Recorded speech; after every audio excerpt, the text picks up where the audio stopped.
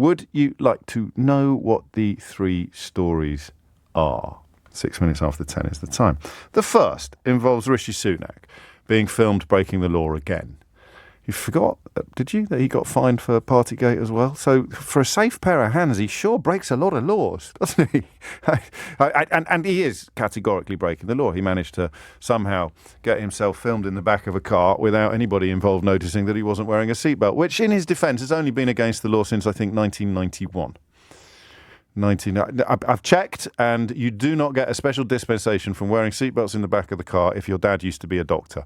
Initially I thought that might be he'd just come out and he'd say, no, don't worry, I know that you're supposed to wear a seatbelt in the back of a car, but my dad used to be a doctor. But apparently that gives you no special dispensations whatsoever. And I think rather cleverly, or not even cleverly, just pertinently, the courts correspondent of the Evening Standard newspaper has this morning shared details of some people who have committed similar or even perhaps identical crimes. And it is far from rare. Tomorrow, a 59-year-old woman, let me just check that actually for you. I beg your pardon. Today, this is breaking, #breaking. A 59-year-old woman from Ilford is being prosecuted for not wearing a seatbelt while riding in the back of the car. Tristan Kirk of the Evening Standard tells us that people get prosecuted for this kind of thing every day. A brief error of judgment, perhaps, but one taken seriously by police forces. In fact, she is one of at least 6 people in London alone being prosecuted for this offence this week. Last week, a 42-year-old man from Dagenham. Why do they all come from Essex? Why do people never wear seatbelts? What is it about Essex? It's a joke, don't at me. A 42-year-old man from Dagenham was convicted of the same crime. He received a £220 fine, plus an £88 victim surcharge and £100 in costs. 2 weeks ago, a 37-year-old woman from Lewisham, oh, thank goodness for that, was fined £40 with £40 costs and a £34 surcharge. She entered a guilty plea and possibly mitigation, so her penalty was much lower.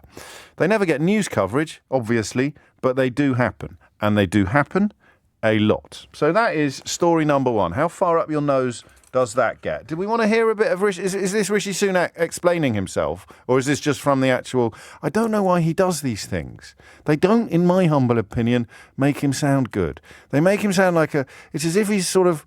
Well, we've already described him as a supply teacher who's asked the pupils to think of him more as a friend than a teacher.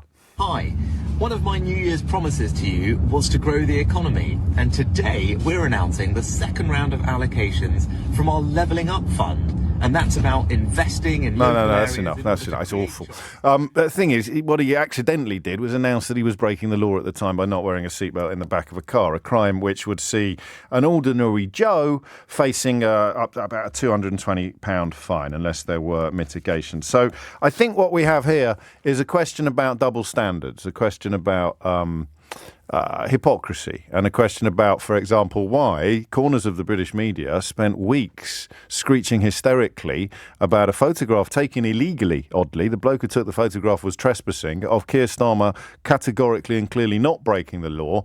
And today, footage of Rishi Sunak clearly and categorically breaking the law is being greeted with calls to move along and nothing to see here.